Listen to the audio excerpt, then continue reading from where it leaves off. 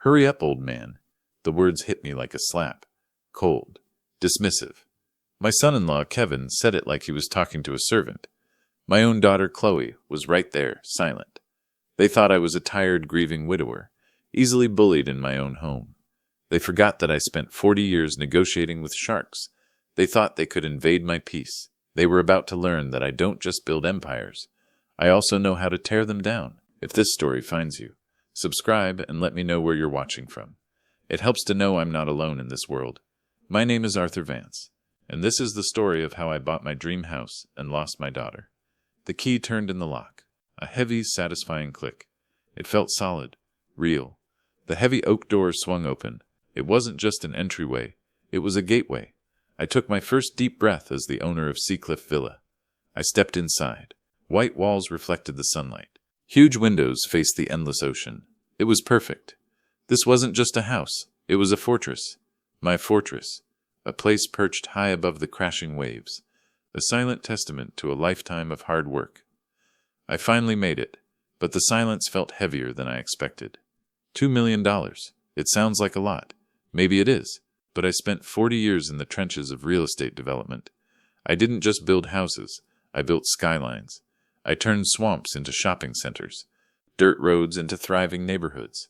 I built an empire, brick by exhausting brick, negotiation by stressful negotiation. I fought mayors, unions, and competitors. I rarely lost. But the cost was high. Time, sleep, and eventually, Martha. Now finally, I had retired. But what was retirement without her? The villa was everything Martha and I had dreamed of. We talked about it during those long years, when weekends were just extensions of the work week. A quiet study lined with books I finally had time to read. A kitchen where I could learn to cook something more complicated than microwave dinners. Martha passed away 2 years ago. Just weeks before I finalized the sale of my company. The money, the success, the accolades, they all meant nothing without her. The silence in our old family home was deafening after she left. This house, this view, this peace, it was my tribute to her memory. I wanted quiet. I wanted solitude. I wanted a place where the only demands on my time were the tides. I thought I had found it. I was so wrong. I had made one mistake. Just one. Yesterday, I called my daughter Chloe. Chloe, she was my only child, the light of my life. The reason I worked so hard to build a legacy. When she was little, she'd run to the door when I got home, yelling, "Daddy." Those memories felt like they belonged to someone else now. Things had been complicated since she married Kevin. I dialed her number, hoping to share my joy, hoping she would hear the peace in my voice. "Hi, Dad. How are you settling in?" she asked. Her voice sounded distracted. I heard a television blaring in the background. Kevin always needed noise. "It's wonderful, sweetheart," I told her. I couldn't keep the pride out of my voice. I finally closed on the Seacliff place. The view is incredible. It's just me and the ocean now. I waited for her excitement. The joy I thought she would share. It never came. Oh, the big one, the one with the private beach access. Her tone was flat, lifeless. "That's great, Dad." A pause. I could almost hear the gears turning in her head, or maybe in Kevin's head, whispering in her ear. "Kevin and I will have to come see it soon," she continued. "Maybe next month. Kevin has a big deal closing soon, and he'll need a break." A familiar tension tightened my shoulders. Everything always revolved around Kevin's needs, Kevin's deals, Kevin's breaks. "Of course," I said. I tried to keep the weariness out of my voice. "But remember, Chloe, this is my quiet space. It's not like the old house. It's where I come to rest. I need the solitude." "I know, Dad. We won't be any trouble," she said quickly. Too quickly. We chatted for a few more minutes.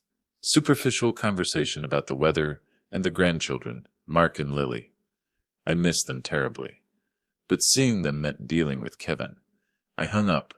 I thought that was the end of it. I thought she understood. I thought I had finally earned my peace. I was sitting on the veranda, a glass of iced tea in my hand. The sun began its slow, spectacular descent toward the horizon. The sky was painted in hues of orange, purple, and gold, a masterpiece that changed with every passing minute. The silence was perfect. broken only by the rhythmic crash of the waves below. I closed my eyes. I could almost feel Martha sitting next to me, her hand resting on mine. Then my phone rang. The harsh, intrusive sound shattered the tranquility. It felt like a violation. I looked at the screen. Kevin's name flashed bright and demanding. My son-in-law, Kevin, was the kind of man who always looked like he was wearing a suit, even in shorts and sandals. He worked in finance. A vague term. As far as I could tell, it involved a lot of golf, expensive dinners on my dime, and very little actual work.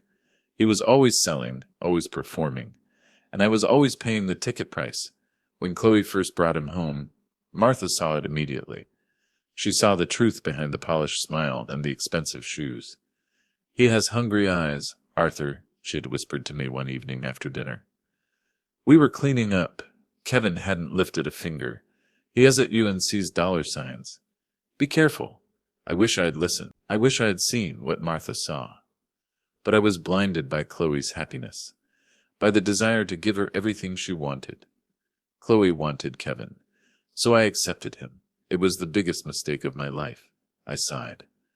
The tension returned to my shoulders. I answered the phone. "Hello, Kevin." "Hey, Artie." His voice boomed over the speakerphone. Loud, arrogant. I hated being called Artie. Only Martha called me Artie, and it sounded different when she said it. "Heard the news," Kevin yelled over the sound of traffic. "The new palace on the ocean. Fantastic. About time you spent some of that money." My jaw tightened. He always made my success sound like a crime. "It's hardly a palace, Kevin," I replied. My voice was measured, calm, the calm I used before a brutal negotiation. "It's just a comfortable retirement home, a place for reflection." "Don't be modest, old man," he laughed. A harsh grating sound. It set my teeth on edge. The listing said 5,000 square feet, infinity pool, private beach. "That's a palace in my book." He paused. I knew what was coming next. The pitch. "Anyway, listen up. Change of plans. We're coming down. Right now." I sat up straight. The peaceful feeling evaporated instantly, replaced by a cold dread. "Right now? Kevin, that's not a good idea." My voice was tight. "I'm still unpacking. The house isn't ready for guests. I don't even have groceries." "Oh, it's ready enough." He dismissed my concerns with a wave of his hand. I imagined. "We're already on the highway, just past the state line. Should be there in about 40 minutes. 40 minutes. My sanctuary was about to be breached. My blood pressure started to rise. The audacity of the man was staggering. "Kevin, you can't just show up." He cut me off. His tone shifted, from overly friendly to demanding. The mask of civility slipping, revealing the entitlement underneath. "Listen closely, because I'm driving and the signal is patchy," he ordered. "We're on our way to you." Then he dropped the bomb. "There will be 15 of us?" 15. The number hit me like a physical blow. I couldn't breathe for a second. 15 people? I sputtered. The absurdity of the situation momentarily paralyzed me. "What are you talking about? Who is with you?" "Me, Chloe, the kids, and a few very important clients I need to impress," he said, as if it were the most natural thing in the world. "The deal I mentioned? We decided the city was too hot, too distracting." He wasn't asking for a favor. He was issuing a decree. "So we're making it a working vacation," Kevin continued. "A retreat at your new villa. It's the perfect setting to close the deal." I gripped the phone so hard my knuckles turned white. He was bringing business clients, strangers, to my private sanctuary, without asking, without even a hint of consideration for my needs. My space, my grief. This wasn't just rude, it was cruel. "Absolutely not," I said. My voice shook with a rage I hadn't felt in years. The old Arthur Vance, the shark, was waking up. "This is my home, Kevin. Not a resort, not a conference center, not a backdrop for you to impress your buddies." "Don't be difficult, Arthur," Kevin snapped, the impatience clear in his voice. "This is important for me." Edith for him. That was the only thing that ever mattered. "Which means it's important for Chloe and the kids," he added, twisting the knife. "Using my family as leverage. We'll be staying for 3 weeks. That should be enough time to finalize everything. 3 weeks. An eternity. My peace shattered for 3 weeks. The thought made me sick, but he wasn't finished. The worst was yet to come. Listen, he continued, issuing orders like a general commanding his troops. Make sure you have enough beds, towels, slippers, the whole 9 yards. The good stuff, not the cheap junk you usually buy. Cheap junk? I thought of the 800 thread count sheets I had bought. The designer furniture. He always found a way to belittle me. And food. We're starving. Have dinner ready when we get there. Steaks, lobster, champagne. The clients expect a certain level of hospitality. He expected me to be his cook, his butler, in my own home. He paused, then delivered the final blow, the words laced with contempt. We'll be there in 40 minutes, so hurry up, old man. The line went dead. I sat there, stunned into silence. The audacity, the disrespect, the sheer, unmitigated gall. Hurry up, old man. The words echoed in the quiet air. They hung there, poisonous and ugly. For years I had put up with it. The loans that were never repaid, thousands of dollars vanishing into the black hole of Kevin's failed investments. The expensive cars I subsidized because Kevin needed to maintain a certain image. A facade of success built on my generosity. I did it for Chloe. I did it for my grandchildren. I did it to keep the peace. I swallowed my pride. I bit my tongue. But this was different. This invasion of the one place I had carved out for myself. The sanctuary I had built to honor Martha's memory. This was too much. This was the line in the sand. I looked out at the ocean, the vast expanse of water, reflecting the fading light. Martha's memory washed over me, not as a gentle comfort, but as a call to action. She would have been furious. She would have told me to stand up for myself, to protect what we had built together. Don't let him bully you, Arthur, she would have said. I wouldn't. Not this time. I looked at my phone. The dead screen reflected my face. I was 68 years old. I was tired. I was grieving, but I was not weak. I was Arthur Vance. The man who built an empire from nothing. I was a man who spent decades negotiating with sharks, facing down corrupt officials, navigating the treacherous waters of the business world. And I always won. Slowly, a smile spread across my face. It wasn't a happy smile. It was the smile of a strategist, a tactician, a man who knew how to play the long game. 3 weeks, huh, Kevin? I whispered to the empty air. We'll see about that. I stood up, my mind racing, the adrenaline pumping through my veins. I felt alive for the first time in years. I had 40 minutes, and I had a plan. First stop, the garage, the main circuit breaker panel. I knew the electrical layout of this house intimately. I studied the blueprints before I bought it. I always study the blueprints. Knowledge is leverage. With a few precise flips, I cut the power to the guest wing.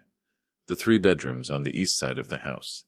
No lights, no outlets, and most importantly, no air conditioning. The summer heat on the coast was brutal.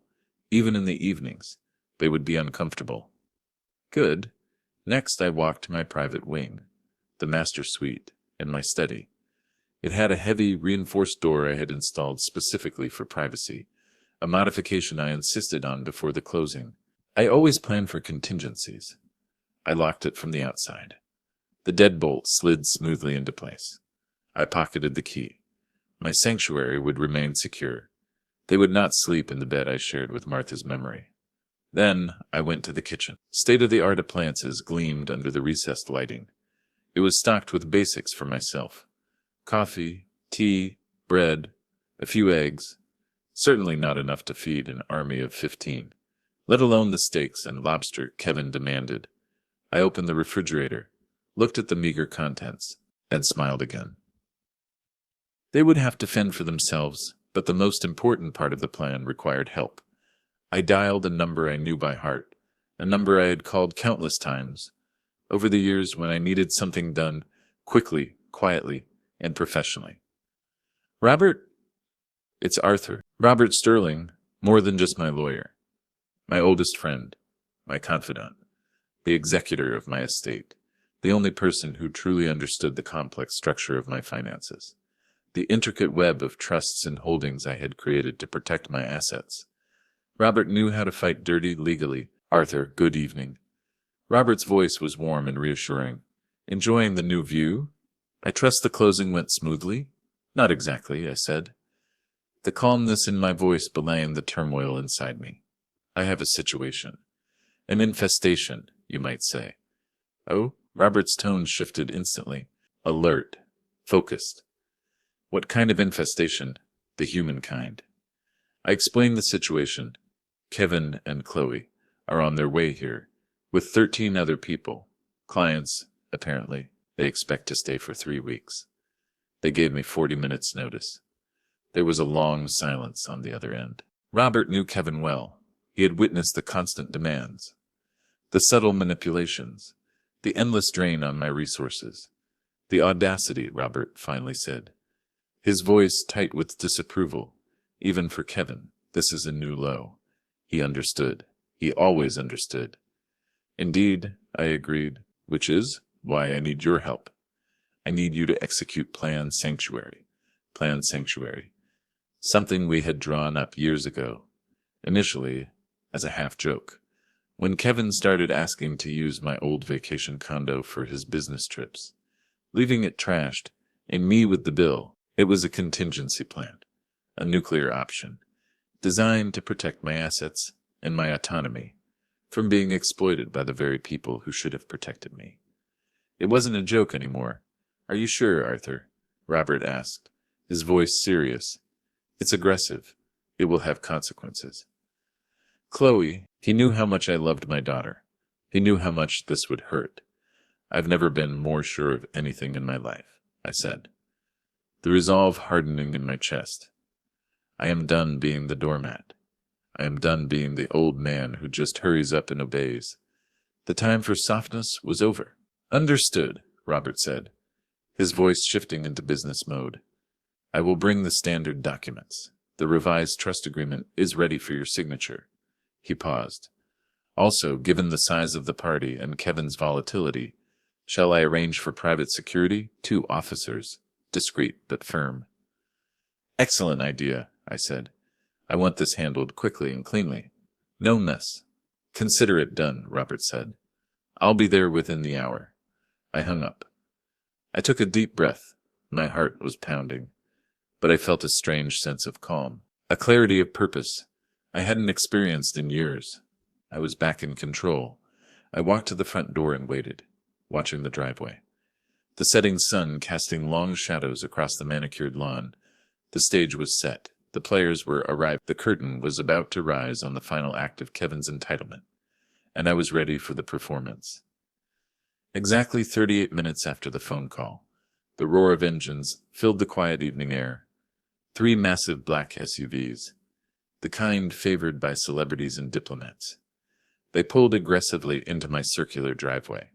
Tires crunching loudly on the gravel, they parked haphazardly, blocking the entrance.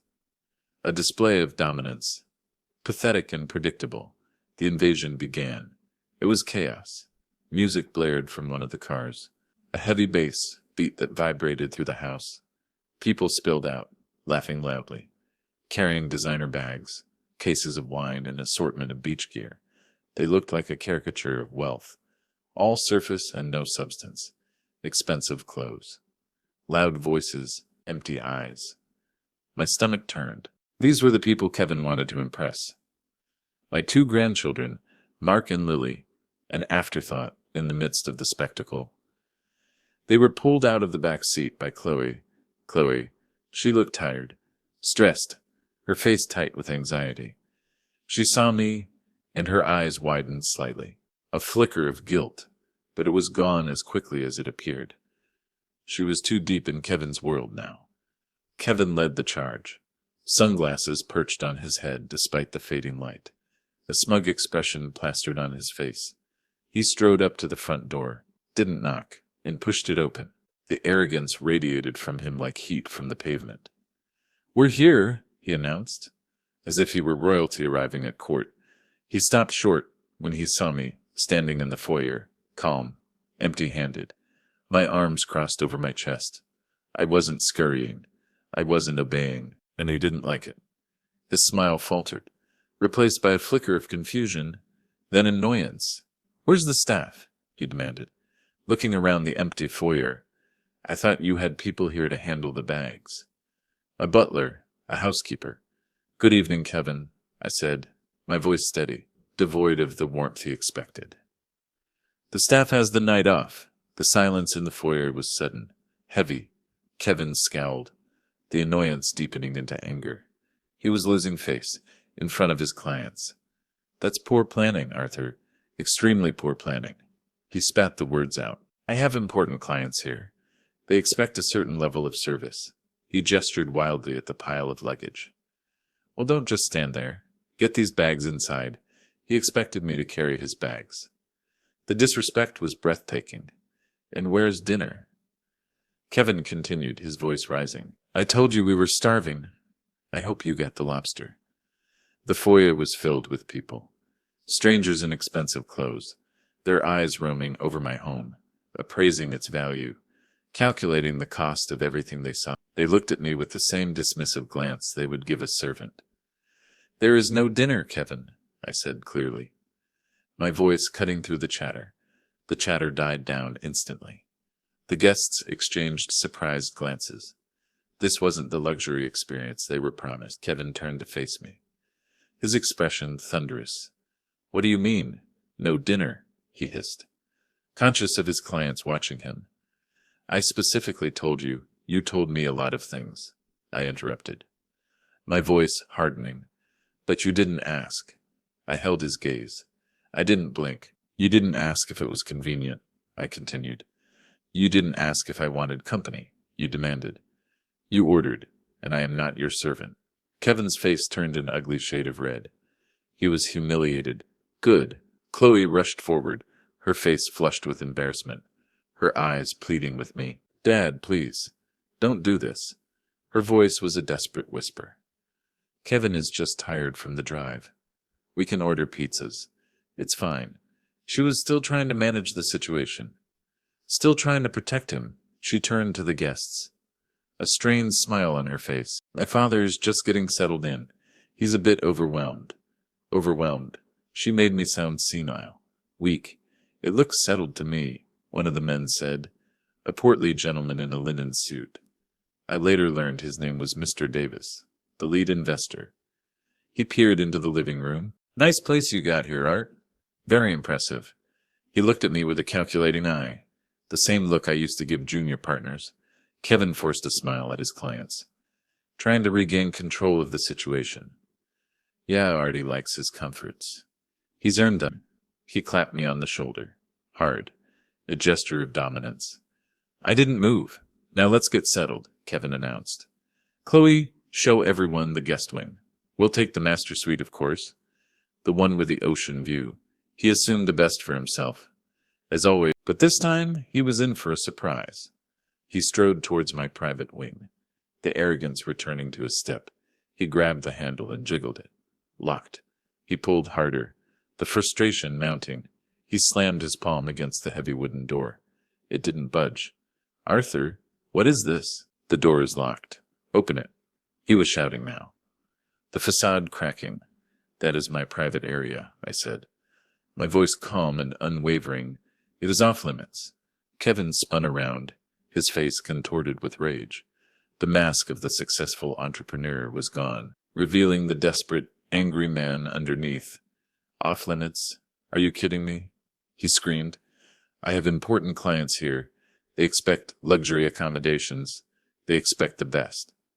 Open this door right now, or I swear to God." "No." The word hung in the air. Simple, definitive, absolute. The silence in the foyer was electric. The guests exchanged uncomfortable glances. The festive atmosphere evaporated. A moment later, shouts came from the east side of the house. "Hey, there's no power over here." A woman's voice, shrill and demanding. It was Sarah Davis, the investor's wife. "And it's boiling hot. The AC isn't working." The plan was working perfectly. Kevin glared at me, realization dawning in his eyes. He knew this wasn't an accident. What did you do? He hissed. The guest wing seems to be having electrical issues, I said blandly. A shame, really. Old houses, you know. I didn't smile, but I wanted to. Dad, Chloe whispered, pulling my arm, her voice trembling, tears welling in her eyes. Please stop this. You're embarrassing me. Embarrassing her. That was her concern. Not my feelings. Not my home. Kevin promised them a high-end experience. She pleaded. His business deal depends on this. If he doesn't close this deal, she trailed off. But I knew the rest. If he didn't close the deal, their house of cards would collapse, and I would be expected to bail them out. His business deal is not my problem, I said, looking directly at my daughter, my heart aching at the distance between us. And I am not a hotel manager. I am not a commodity to be used and discarded. Chloe flinched, as if I had struck her. The truth hurt. Before the situation could escalate further, we heard another car approaching. Right on time. It was Robert. He parked a sensible sedan behind the blockade of SUVs, a stark contrast to the ostentatious display of wealth. Kevin watched as Robert got out of the car, accompanied by two men in dark suits. Imposing figures, calm but alert. Their presence immediately changed the dynamic in the room. The air crackled with tension. The cavalry had arrived. If this story has kept you on the edge of your seat, please hit the like button and don't forget to subscribe. It helps our channel grow and bring more stories to light. It was that moment that everything changed. Who the hell is this? Kevin demanded, his voice losing some of its bravado. More staff. Finally. This is Robert Sterling, I said. My lawyer. I paused for effect. And the manager of this property. Kevin's eyes narrowed. Confusion warred with anger. Robert walked into the house, his expression calm and professional, a briefcase in his hand. He nodded at me, a silent acknowledgement of the unfolding drama, then turned to Kevin and Chloe. Good evening, Robert said smoothly, his voice cutting through the tension. I understand there has been a misunderstanding regarding the availability of this property.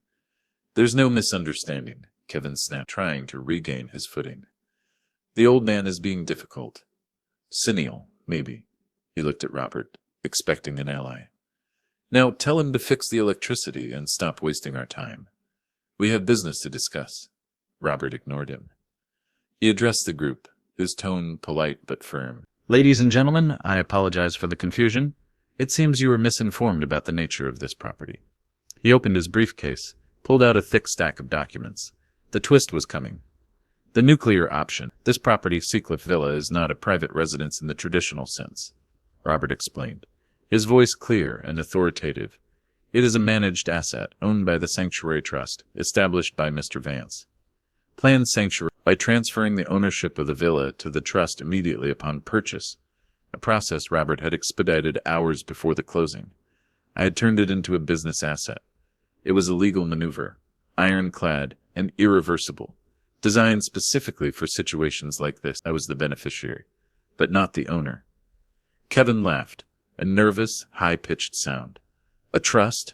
What difference does that make? It's his house. He owns it. We're family. He still didn't get it. He still thought the rules didn't apply to him. The difference, Robert continued, unfazed by Kevin's outburst, is that the trust manages this property as a high-end exclusive rental for the purpose of maintaining the estate and funding the trust's charitable activities. He adjusted his glasses, a gesture I knew meant he was about to deliver the killing blow. It is not available for casual use, even by family members. Chloe looked at me, her eyes wide with confusion and betrayal.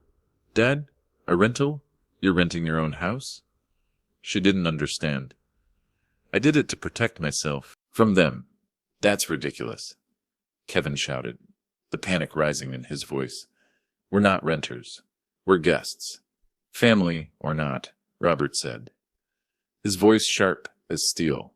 The trust has rules, bylaws that are legally binding, and those rules state that any occupancy must be accompanied by a formal agreement and payment. He handed the stack of documents to Kevin.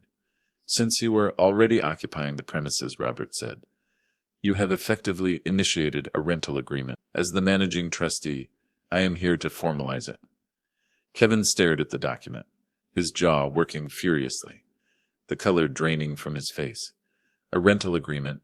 You want me to sign a rental agreement for my father-in-law's house? This is insane. He looked at me, his eyes blazing with hatred. Precisely, Robert said, his smile unwavering.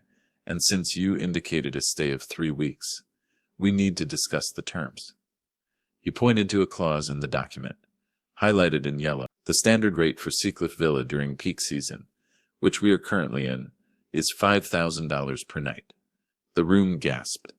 The guests started whispering among themselves, the word outrageous echoing in the foyer. Mr. Davis looked at Kevin, his expression souring. $5,000 a night, Kevin screeched, his voice cracking under the strain. Are you out of your mind? That's highway robbery. That is the market rate for a property of this caliber. Robert said calmly, given the size of your party, 15 people, and the amenities provided, it is actually quite competitive. He paused. We also offer a full staff, including a private chef and daily housekeeping for an additional fee. Though I should mention, Robert added dryly, the electrical issues in the guest wing might take a few days to resolve. We can offer a slight discount for the inconvenience. I watched Kevin. I saw the desperation flickering in his eyes. I knew his finances were precarious. He lived a lifestyle far beyond his means, constantly juggling debt, desperately seeking the next big deal. He couldn't afford this. He couldn't afford a fraction of this. And he knew it. 3 weeks, Robert calculated, punching numbers into his phone. That comes to $105,000. The number hung in the air, a seam. Impossible. We require payment up front, Robert continued, plus a refundable security deposit of $20,000 to cover any potential damages to stay in the house he thought he owned. Kevin threw the documents on the floor, the papers scattered across the polished hardwood. This is extortion. I'm not paying a dime. I'm signing anything. He was hysterical now, the mask completely gone. Then I must ask you to vacate the premises immediately, Robert said, his voice cold and final. He nodded to the 2 security officers. They stepped forward, their imposing presence silencing the room. The game was over. You can't kick us out, Chloe cried, tears streaming down her face, the reality of the situation finally hitting her. This is my father's house.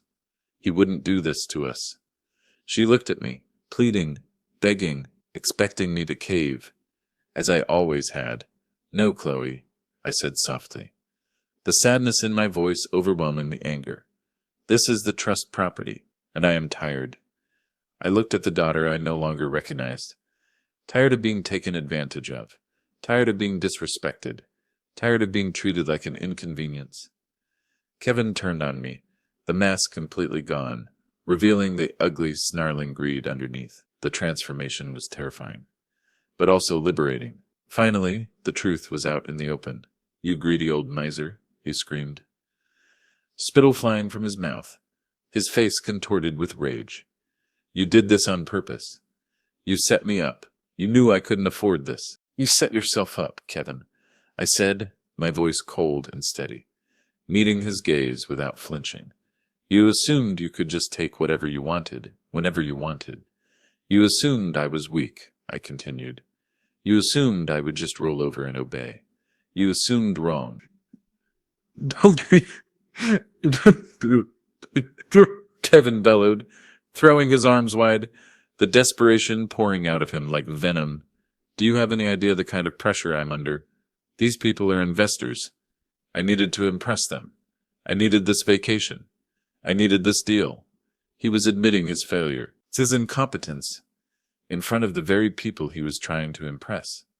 So you decided to steal it from me, I asked, the question hanging in the air, sharp and accusatory. Steal it? Kevin laughed bitterly, a dark, ugly sound. Then he said the words that shattered my world, the words that confirmed everything Martha had feared. You owe us. We're the ones who have to deal with you, with your moods, your grief. We're the ones who take care of you. Take care of me?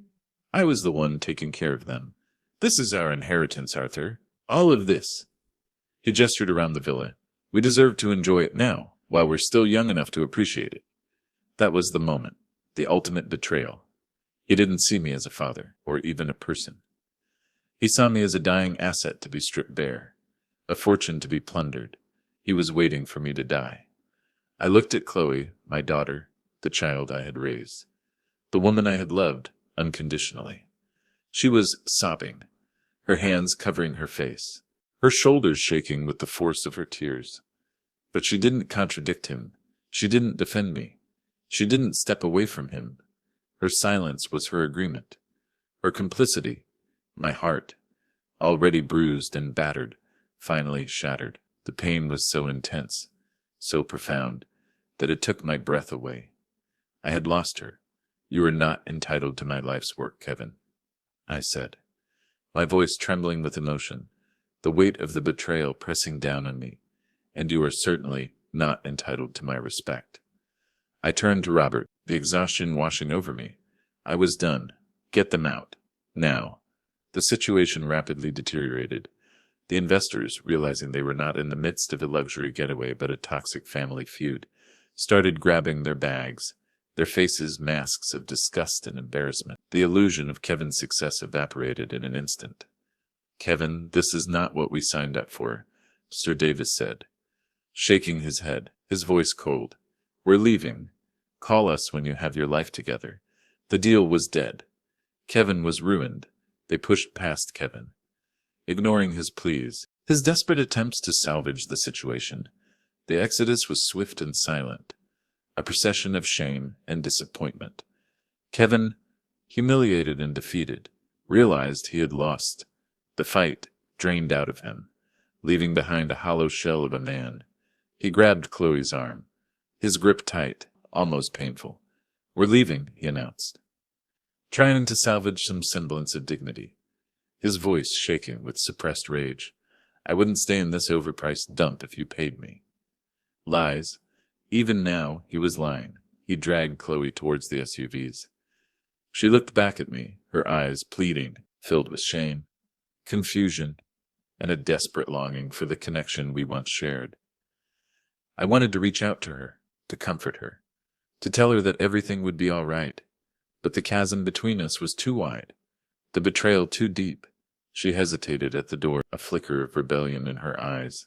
For a moment, a fleeting, agonizing moment. I thought she might stay. I thought she might choose me. But then Kevin yanked her arm again, his voice harsh, and she followed him out. Her shoulders slumped in defeat. The door closed behind her, with a finer, heartbreaking click. The engines roared to life. The caravan of shame pulled out of the driveway, the sound of their departure fading into the distance, leaving behind nothing but the smell of exhaust and the heavy, oppressive silence of the villa. Robert and I stood in the foyer, the discarded rental agreement lying on the floor, a testament to the battle that had just been fought. The security officers quietly slipped out, their job done. Are you all right, Arthur? Robert asked quietly, placing a comforting hand on my shoulder. I walked slowly to the veranda, looked out at the ocean. The waves crashed against the cliffs, a timeless rhythm of destruction and renewal. The beauty of the scene was a stark contrast to the ugliness that had just unfolded. No, I said, my voice heavy with a sadness that seemed to permeate the very air around me. I'm not all right. We sat in silence for a long time, the weight of the confrontation settling on us. The victory felt hollow, ashes in my mouth. I had protected my sanctuary, my peace, my dignity, but I had lost my daughter. He played his hand too hard, Robert said, sipping the iced tea I had abandoned earlier. The ice melted, the drink warm and bitter. He always does. His greed blinded him. It wasn't just him, I said, rubbing my tired eyes, the exhaustion seeping into my bones. Chloe let him. She chose him. She chose the lifestyle, the illusion, over me. I thought about the years I had spent building my empire, the sacrifices Martha and I had made, all of it for her, to give her a better life, a secure future. And she had stood by while her husband tried to strip me bare. What now? Robert asked, his voice gentle, understanding the depth of my pain. I took a deep breath, the sea air filling my lungs, grounding me. I was heartbroken, devastated, but I was also resolute. I would not allow this toxicity, this betrayal, to poison the remainder of my life. I would not allow them to destroy the legacy I had built. We proceed with a plan, I said, my voice firm, the steel returning to my spine. Divert Chloe's monthly allowance into the restricted account, effective immediately. Robert nodded, making a note in his planner. We had set up a separate account for Chloe, a trust fund that Kevin couldn't touch, a safety net. It would be her lifeline, accessible only when she proved she was free from his influence, free from the greed that had corrupted her. And the inheritance? Robert asked gently, broaching the subject we had discussed many times before. Change it, I said, the words tasting like bile in my mouth, but the decision clear in my mind. Leave the grandchildren their share in trust until they are 30. I won't punish them for their parents' sins. But Chloe and Kevin, I trailed off, the finality of the decision hitting me. They get nothing. It was a harsh decision, a painful one, but a necessary one. I would not reward betrayal. I would not fund the lifestyle of a man who called me old man and treated me like dirt. The sun had disappeared completely now, the sky painted in shades of deep purple and black, the stars emerging one by one, distant and cold. The silence of the villa was profound, no longer the peaceful tranquility I had craved, but the echoing emptiness of loss.